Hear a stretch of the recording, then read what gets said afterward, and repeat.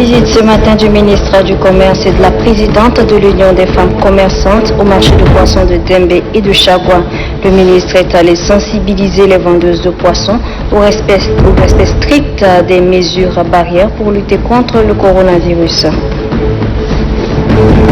Toujours en ce qui concerne la lutte contre le Covid-19, à la mairie de N'Djamena, à travers sa direction de l'assainissement de l'environnement et de la santé, a pulvérisé les locaux de la douane et des droits indirects. Les détails à suivre dans ce journal.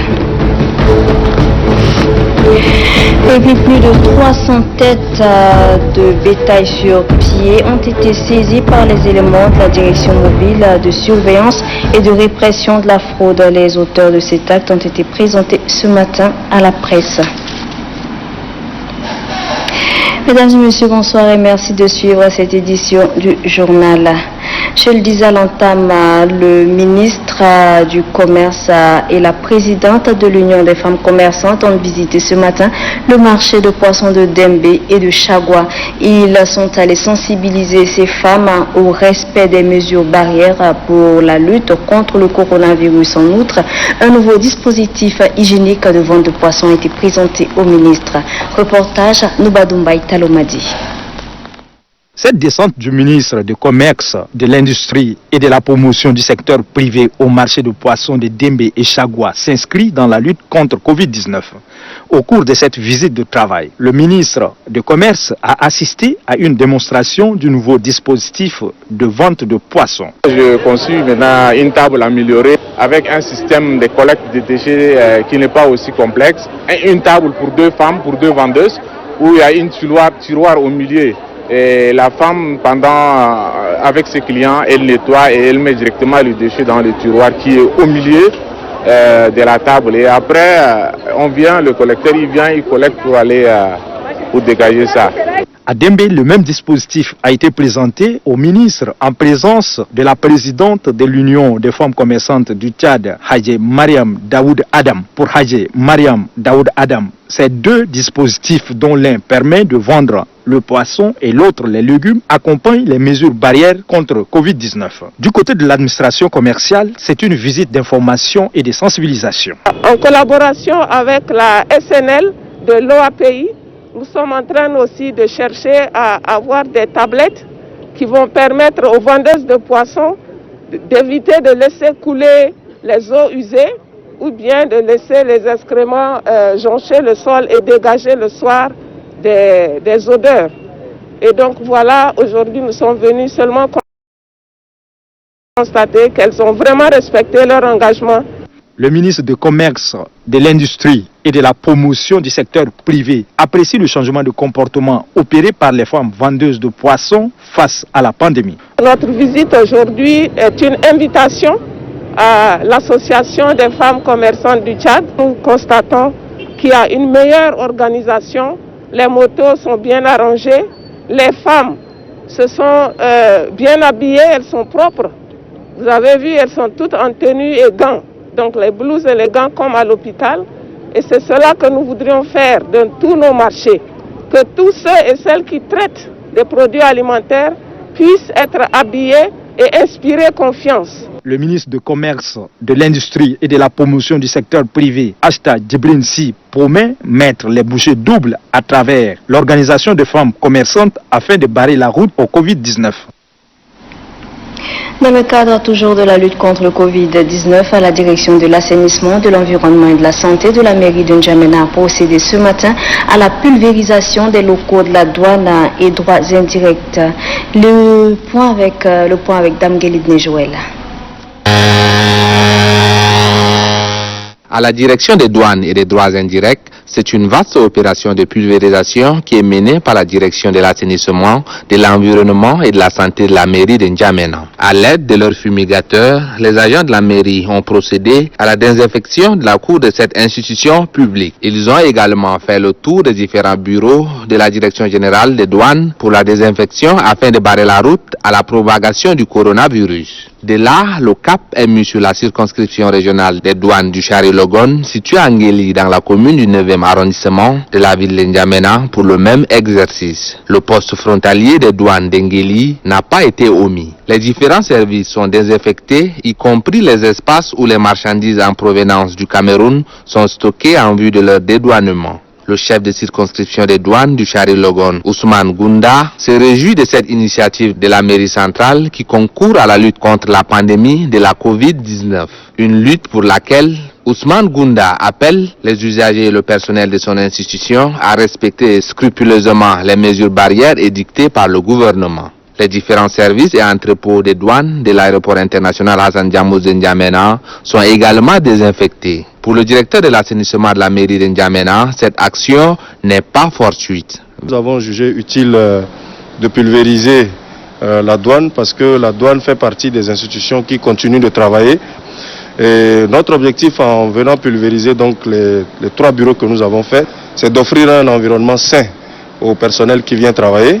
Gadenga Roasna Rodrigue rassure quant à la pérennisation de l'opération de pulvérisation de ces services publics afin de mettre les usagers à l'abri de la maladie à coronavirus. L'entreprise à vitres claires a quant à elle désinfecté l'enceinte de la radiodiffusion nationale tchadienne pour lutter contre la propagation du coronavirus. Un reportage signé Mohamed Souleymane. Ils ont pris d'assaut les locales de la radio nationale tchadienne pour désinfecter ces cadres de travail. Munis de leur matériel, les agents de l'entreprise Vitres Claires ont au cours de cette opération désinfecté tous les services de la radio nationale tchadienne et également le bureau de la direction générale de l'ONAMA. Il s'agit par cette opération de contrecarrer tout risque de contamination de la maladie à coronavirus. L'étape suivante est les bâtiments administratifs provisoires de la télévision nationale tchadienne dans l'enceinte de la radio nationale tchadienne. Là aussi, le même travail a été fait par l'équipe de l'entreprise Vitres Claires. L'opération coup de poing de la société Vitres Claires contre la Covid-19. Et cette initiation, ça a été fait depuis que la corona est entrée ici au Tchad. Comme son Excellence Monsieur le Président Vitre Déby a dit dans son discours, tout le monde doit apporter son aide. Ça, c'est l'aide de la société Vitres Claires. Pour le directeur commercial et marketing de l'ONAMA, Mohamed Maki Adam, cette opération contribue à la lutte contre la Covid-19. Il invite les autres sociétés à suivre l'exemple de cette entreprise. Cette action de l'entreprise Vitres Claires ne laisse pas insensible le directeur des ressources humaines de l'ONAMA. Toujours, nous sommes dans le cadre de lutte contre la pandémie. Nous recevons ce genre de cette société Vitres Claires. Et je leur dis merci beaucoup. L'entreprise Vitres Claires compte étendre l'opération de désinfection à d'autres structures publiques. Pourquoi l'assistance des malades du Covid-19 par un respirateur et comment cela peut-il contribuer à leur prise en charge?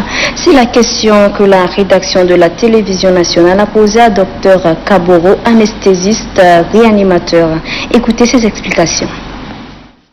On parle très souvent de cette machine comme si c'est cette machine seule qui peut être utilisée. Mais il y a des examens que nous devons faire pour permettre de bien régler les paramètres qui permettent de faire fonctionner cette machine en fonction de l'état du malade. Ces machines-là donnent ce qu'on appelle les gaz du sang.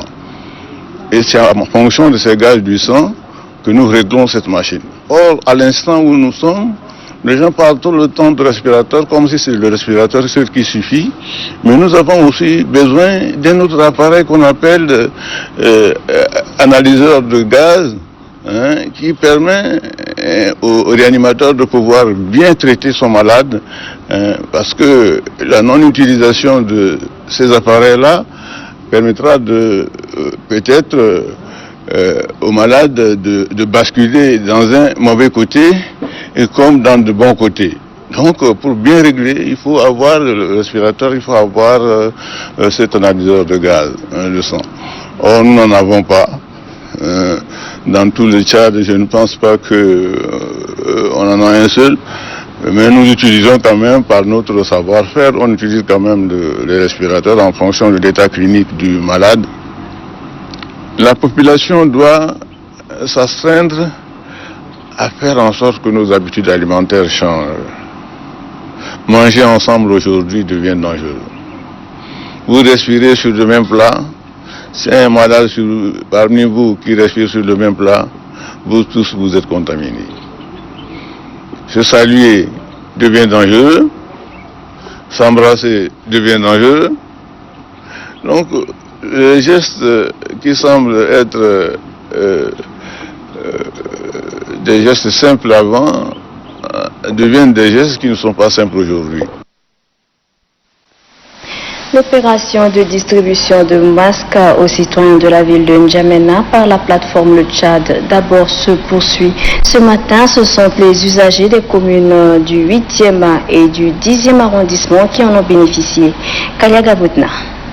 Des masques pour empêcher l'extension de la pandémie à coronavirus, la plateforme Le Tchad d'abord en fait son cheval de bataille. Ce mardi 12 mai 2020, les volontaires de cette plateforme ont envahi les grandes artères et les rues des communes du 8e et du 10e arrondissement pour offrir gratuitement des masques aux usagers tout en leur expliquant le bien fondé du port de masque qui est l'une des mesures préventives contre cette pandémie.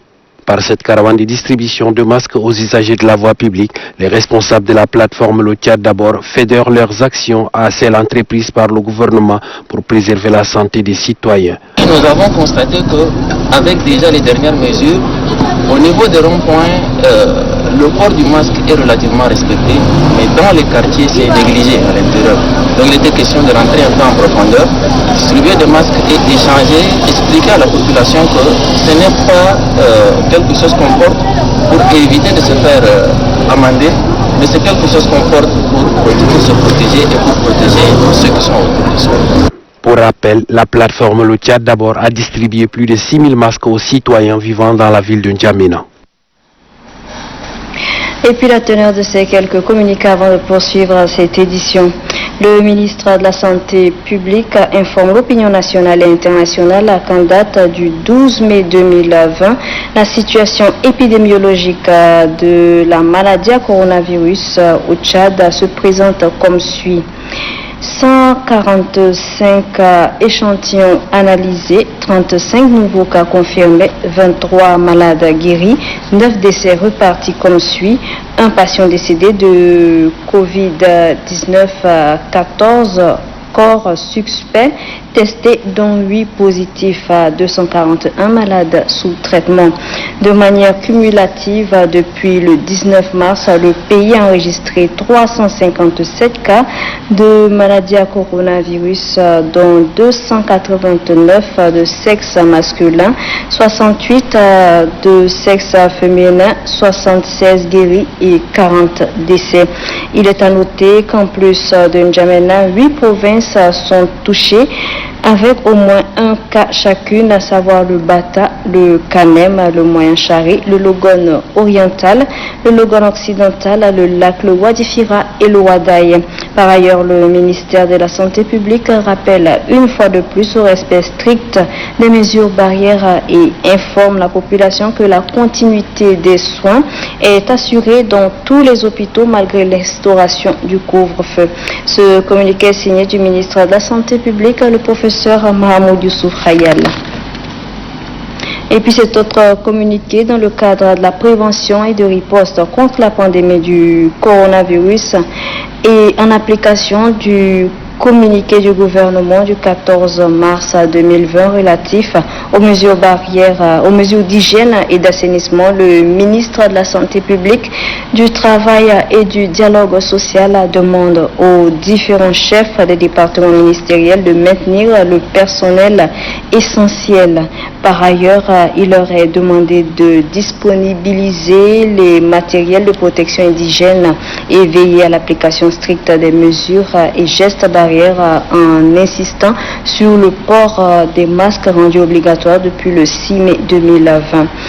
Fin N'Djamena, le 12 mai 2020, ce communiqué est signé du ministre de la fonction publique, du travail et du dialogue social, Ali Mboudoumi. En partance vers le Nigeria, 320 têtes de bétail sur pied ont été saisies par les éléments de la douane, des éléments de la direction mobile de surveillance et de répression de fraude du service des douanes et des droits indirects. Ce matin, ce bétail a été présenté à la presse par le commandant du groupement de lutte contre la fraude, Vareladji. Ce bétail de 320 têtes sur pied a été saisi lors d'une opération menée par la brigade mobile de surveillance et de la répression de la fraude du service des douanes et droits indirects. Destiné à un trafic frauduleux, ce bétail a été saisi dans la localité de Etena et celle de Mandelia, dans la province du Chari-Bagrimi, alors qu'il est en partance vers le Nigeria. Il y a de contrebande, il y a de fraude. Deux, ça c'est en fraude documentaire. Voilà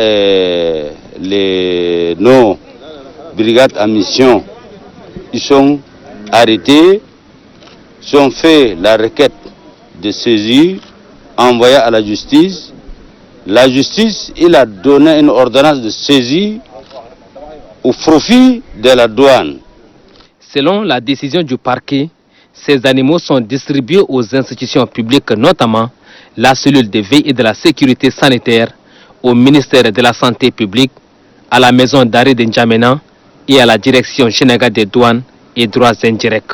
Nous sommes heureux de cette manifestation rapide à travers la remise des 30 têtes de bœufs qui sont destinées au personnel de la santé qui se sont sacrifiés nuit et jour pour la lutte contre la pandémie. Je tiens à remercier très sincèrement le ministère des Finances et du Budget à travers la direction générale des douanes qui a eu à nous remettre 40 bœufs pour les personnes détenues qui sont au niveau de la maison d'arrêt. On est de la cellule de veille chargée de la sécurité, donc dont je représente en cette instance.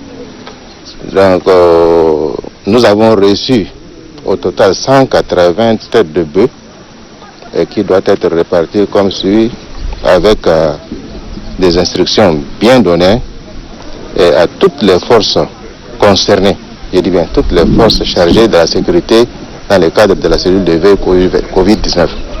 La Direction générale des douanes et droits indirects est déterminée à traquer tout individu qui s'hasarderait à se livrer à la fraude des bétails, laquelle constitue un manque à gagner pour le trésor public.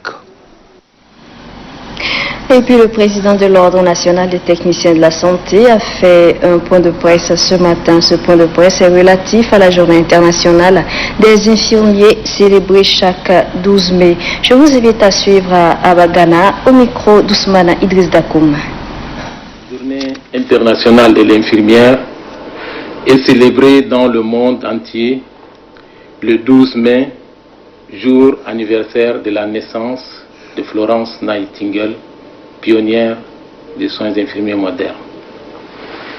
C'est une occasion pour réaffirmer son attachement à vouloir améliorer les conditions de travail professionnel de l'art infirmier.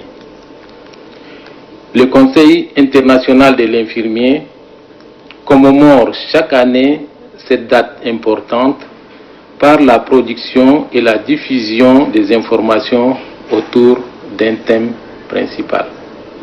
Le thème cette année, la profession infirmière, voie faite pour diriger vers un monde en bonne santé. Pour le 12 mai, Journée internationale de l'infirmière, est l'occasion de nous féliciter mutuellement d'être ce que nous pensons l'être.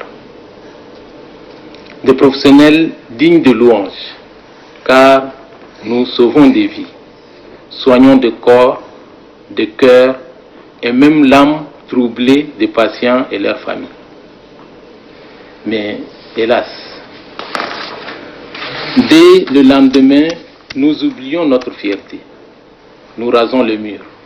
Nous nous mettons à l'ombre et nous acceptons souvent d'être les oubliés du système de santé. Nous exhortons tous les professionnels de la santé et la population tchadienne de respecter scrupuleusement les mesures barrières prônées par le ministère de la Santé publique. Lutte contre la propagation du coronavirus, le GIZ, le conservateur du Parc national de Sénaoura et l'Union des clubs d'épargne et crédit du Mayo-Kébi-Ouest ont fait des dons ce matin à la cellule provinciale de veille et de sécurité sanitaire, dont réceptionné par le gouverneur Adoum Forte Amadou. Doba Djonsala. Solidarité dans l'acte avec une vision commune peut permettre d'arriver à bout de la pandémie du coronavirus. C'est dans ce sens que la GIZ Parc binational Sénaoura, Goubajida, le conservateur du Parc national Sénaoura et l'Union des clubs d'épargne et de crédit du Mayo-Kébi apportent leur appui à la cellule provinciale de veille et de sécurité du Mayo-Kébi-Ouest pour faire face au Covid-19. La contribution apportée par la GIZ BSB Yamoussa 2 est constituée de cartons de savon, d'eau de javel, des sacs de riz, des bidons d'huile de cuisine et des paquets de cache-nez.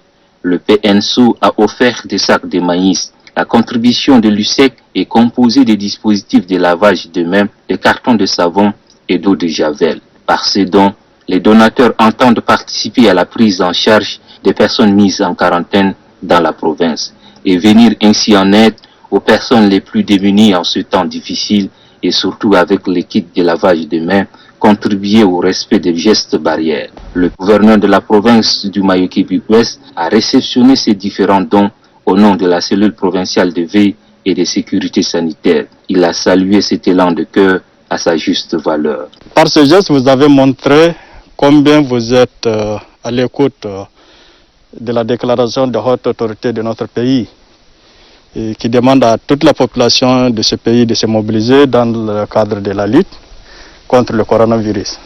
Au-delà de ces dons offerts, les responsables de ces organisations se disent prêts à s'impliquer dans la sensibilisation des populations au respect des mesures barrières dans leur zone d'intervention. Les opérateurs économiques de la province du Moyen-Chari ont fait un don au gouvernement pour soutenir les forces de défense et de sécurité et la cellule de veille de lutte contre le Covid-19. Ce don a été réceptionné ce matin à Sarre par le gouverneur Diber Younous. Les précisions avec Mboro Benoît. Ce don est destiné aux forces de défense et de sécurité ainsi qu'au comité provincial de veille de la lutte contre le Covid-19. Avant la remise de ces dons, une minute de silence a été observée en mémoire de nos voyants soldats tombés sur le champ de bataille au lac Tchad. Selon le président de Chambre de commerce du Moyen-Chari, Mohamed Nour Saleh, ce geste est le second du genre après la réhabilitation de la villa présidentielle de Sarre. Le représentant des opérateurs économiques de la ville de Sarre, Mahmoud Sousa Nanoun, a déclaré que les opérateurs économiques du Moyen-Chari ont voulu faire ces gestes pour renforcer nos vaillantes forces de défense et de sécurité. Réceptionnant ces dons, le gouverneur du Moyen-Chari Diber Younous a, au nom du président de la République et du commandant de la zone de défense numéro 5, remercié les opérateurs économiques pour ces gestes louables, avant de dire que ces dons sera remis à qui de droit. C'est un geste très louable, très digne, et c'est ainsi que le peuple tchadien doit soutenir son armée à travers ce geste qu'ils viennent de faire. Ça va contribuer à nous permettre de prendre en charge les cas que nous avons, qui ne sont pas encore confirmés, pendant leur confinement au niveau de l'hôtel. Ces dons est composé de 100 sacs de sucre de 25 kg, 100 sacs de riz de 25 kg, 100 cartons de pâtes alimentaires, 50 cartons de tomates concentrées en sachet et 100 cartons de savon de linge. Dans le Logone occidental, le gouverneur a fait une communication relative à la situation de la pandémie du Covid-19 dans sa province. Les détails avec Amat Al-Issenamat.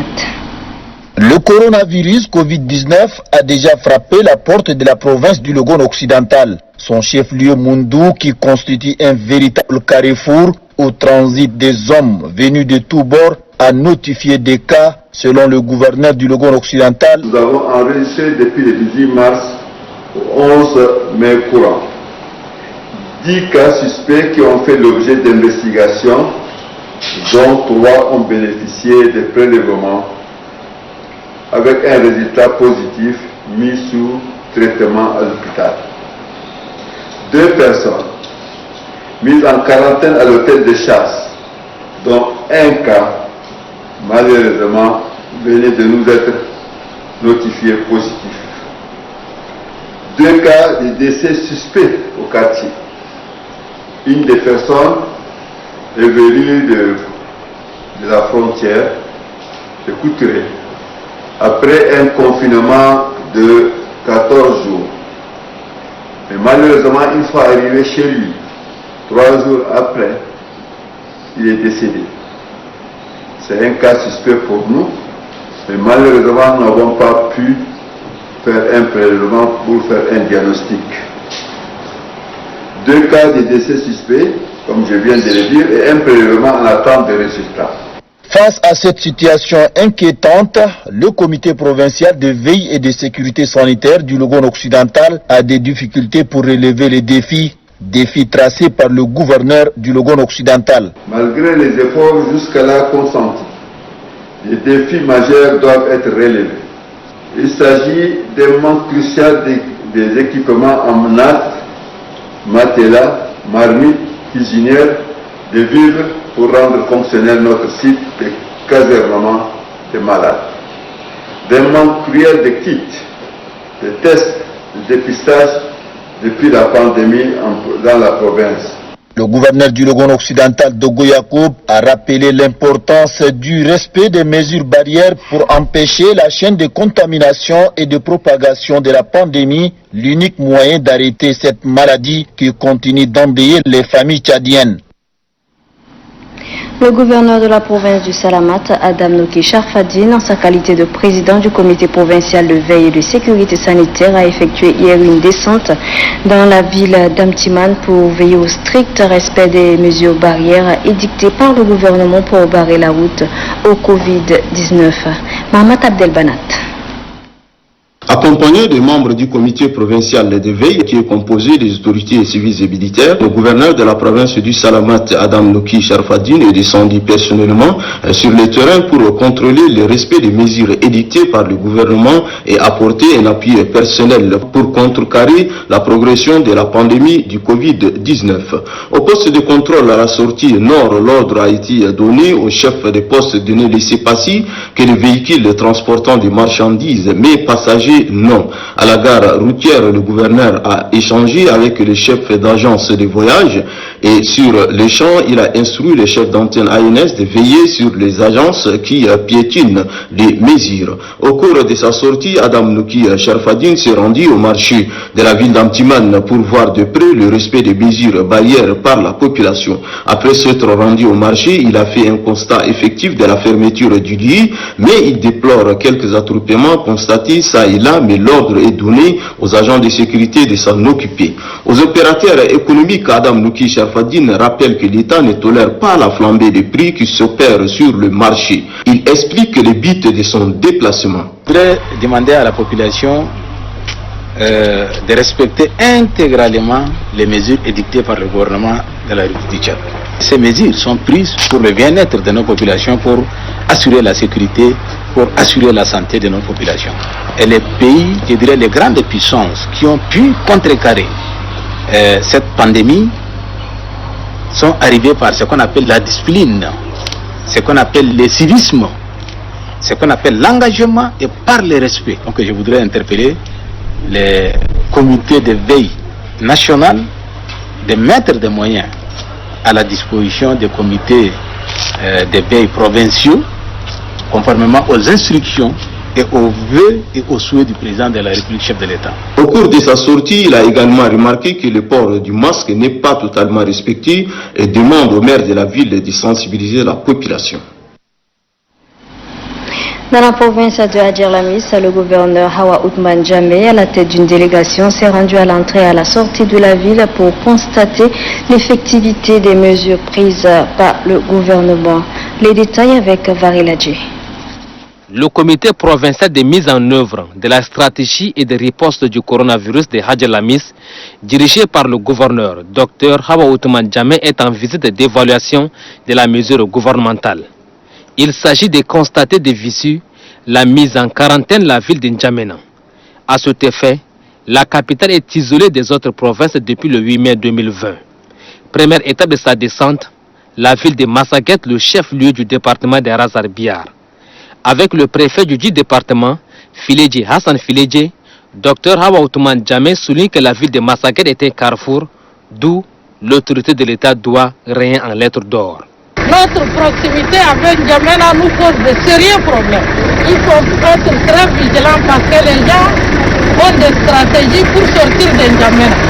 Et nous, on vient de refouler 5 véhicules maintenant. Ils vont aller directement à N'Djamena. Si on trouve quelqu'un qui est suspecté à N'Djamena et qui court dans notre région pour se reposer, pour cacher la pandémie, si on les trouve, on va les donner aux autorités pénales. Avant de regagner sa résidence à Massakouri, le gouverneur de la province de Hadj Lamis, Dr Hawa Ousmane Diamé, a instruit les éléments de la commission mixte de sécurité sanitaire déployés pour sécuriser l'entrée et la sortie nord de la capitale du strict respect de cette mesure gouvernementale dont son ultime but vise à freiner la chaîne de contamination de la maladie à coronavirus au Tchad. La mairie de la ville de Biltine appuie elle aussi le gouvernement dans la lutte contre le coronavirus. Elle vient de distribuer des masques aux forces de défense et de sécurité de la localité. Mohamed Saleh Anour. Après avoir distribué gratuitement des cache-nez aux civils, la commune de Biltine distribue cette fois-ci des cache-nez aux différents éléments des forces de défense et de sécurité en service à Biltine, surtout ceux qui se trouvent au niveau des différents points d'entrée et sortie de la ville de Biltine. Ce geste de la commune de Biltine ne laisse pas indifférent le commandant de la Légion numéro 23 à Wadifira qui a, au nom de tous les éléments des forces de défense et de sécurité, adressé ce gratitude à la commune de Biltine pour cette initiative. Nous, en tant que sécurité, conformément à l'arrêté numéro 39 du 10 mai, nous devons faire appliquer cet arrêté. Pour faire appliquer l'arrêté, nous devons commencer par nous-mêmes pour utiliser le cache-nez. C'est ainsi que M. le maire nous a soutenus pour que toutes les forces de sécurité doivent être munies de cache-nez.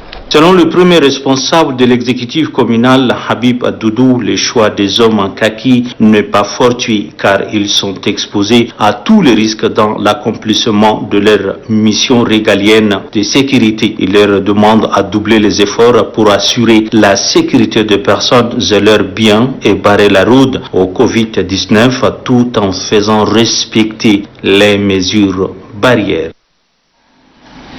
À Amdiaras, dans l'Enedi Est, le gouverneur Ahmad Kardayo Hissène a présidé la cérémonie de passation de service entre le commandant de la garde nationale et nomade du Tchad, entrant et sortant. Les détails avec Hassan Lamé.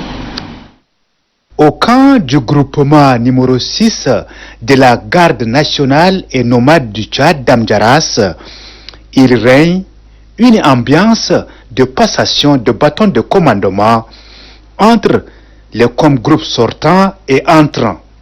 L'ancien com-groupe, le colonel Issaka Har, a mis une année à la tête du groupement d'Enedi Est et Ouest et doit maintenant faire de la place à son successeur, le colonel Thomas Tessiro Souk. Le commandant de la garde nationale et nomade du Tchad, premier adjoint, le général de brigade Saleh Guérou et le gouverneur de la province de l'Enedi Est, Ahmad Kardayo Hissène, passent les troupes en revue, passant le flambeau du commandement au nouveau comme groupe.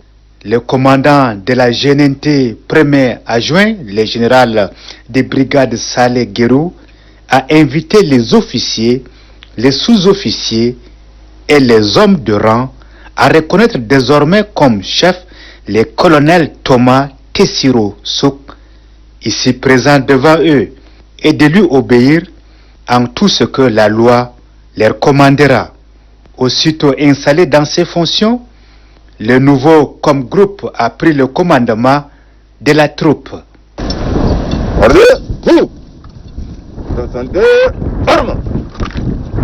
Fini la cérémonie, le moment est à la réunion pour donner des orientations et des instructions. Le nouveau délégué provincial de la promotion des jeunes, des sports et de l'emploi du Mayo-Kébi-Est vient d'être installé dans ses nouvelles fonctions. C'est au cours d'une cérémonie présidée par le gouverneur de la province du Mayo-Kébi-Est, Amata Taha Mahamata. Alain Yomo, compte rendu. La nouvelle délégation provinciale de la promotion des jeunes, des sports et de l'emploi est née sur les cendres de celle à l'enseignement et à la jeunesse.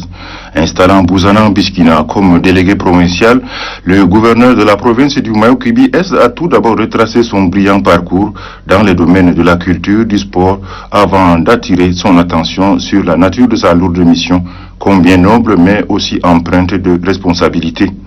Ahmad Taha Mamad Abdoulaye dit qu'il lui incombe la coordination et le contrôle des activités du département de la jeunesse, des sports et de l'emploi pour en rendre régulièrement compte de leur fonctionnement à la hiérarchie. Aussi, le gouverneur sollicite des autres chefs de service à accorder aux nouveaux délégués le concours nécessaire et la confiance en vue de réussir sa mission. Dans son mot, le délégué provincial de la promotion des jeunes, des sports et de l'emploi, Bouzana Biskina, adresse sa sincère reconnaissance à son Excellence Idriss Déby Itno, président de la République, chef de l'État, chef du gouvernement, pour le choix porté sur sa personne.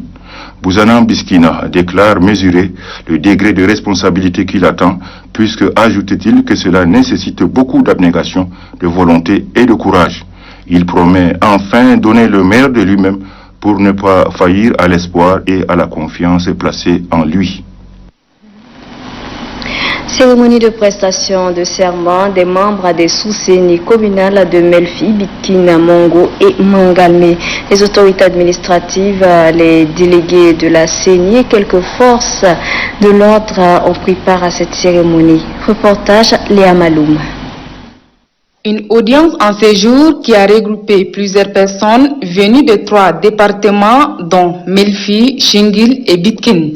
Après les mots d'ouverture par le président du tribunal de Bitkine, Kouangar Toudem, le procureur de la République, Adam Abdoulaye Adam, prend la parole tout en renvoyant les responsables dans leurs fonctions. Il signale que les récipiendaires doivent connaître leurs tâches dans les différentes activités concernant les élections et surtout un travail bien fait dans la transparence. Une lecture de l'acte désignant les présidents et les membres de la sous-CENI de ces 3 départements s'est faite par le président du tribunal. Il est question de faire passer chaque personne afin de prêter serment devant ces juges qui prendront acte de leurs paroles. Tour à tour, en commençant par le président jusqu'aux membres, chacun a levé la main droite pour dire la vérité, rien que la vérité. En se basant sur leurs paroles prononcées, le président du tribunal retrace quelques éléments essentiels. Les élections se pointent déjà à l'horizon. On va venir aujourd'hui vous prêter serment pour un travail normal. Mais gare à vous, que les membres de CENI, du département et de la région, que ce soit petit, soit-il, vous devez assurer avec loyauté votre fonction. Dans la mesure où un membre de la sous-CENI vient déposer sa requête ou bien une plainte, cette audience sera transformée en audience simple, en audience correctionnelle et simple police. Et ça ne serait pas très bon. Tout est bien clair, les récipiendaires doivent prendre toutes les dispositions dans leurs différentes localités pour que les élections se passent sous un bon climat. Ceux-ci sont désormais installés, toute la population a mis la confiance sur l'équipe de la CENI et sous-CENI pour obtenir un bon résultat. Selon la loi 30 du 30 novembre 2018 portant création de la CENI et qui stipule en article 4 et 14 que les membres prêtent serment qui se formulent « Je jure de respecter la Constitution, les lois et règlements qui encadrent les scrutins et d'adopter une attitude impartiale et objective dans l'exercice de mes fonctions ». 99 membres de 9 sous-CENI communales des villes de Mangalmé et Mongo ont passé chacun pour prêter serment devant les juridictions après la lecture des procès-verbaux des désignations par le président du tribunal Adoum Saré. Après prestation des serments de chaque membre, le procureur de la République, Eka Nicolas, rappelle aux récipiendaires d'assumer leurs tâches en toute sincérité, en ne pas se laisser corrompre par les personnes de mauvaise foi. Il les exhorte de faire face objectivement à leur mission, qui est celle de publier la voix des électeurs. À son tour, le président du tribunal de grande instance de Mongo, Adoum Saré, donne acte au procureur de la République, Eka Nicolas Paimi, en ses réquisitions et reçoit les serments de récipiendaires. Il les déclare installés à leurs postes respectifs et les renvoie à l'exercice de leurs fonctions. Quelques directives ont été données aux membres de la sous-CENI communale nouvellement installés. Désormais, ceux-ci ont la responsabilité de gérer tout ce qui tourne autour des activités liées aux élections qui se pointent à l'horizon. Et voilà, chers téléspectateurs, sur ce se referme cette édition du journal. Merci pour votre fidélité et très bonne suite de programme sur Télé Tchad.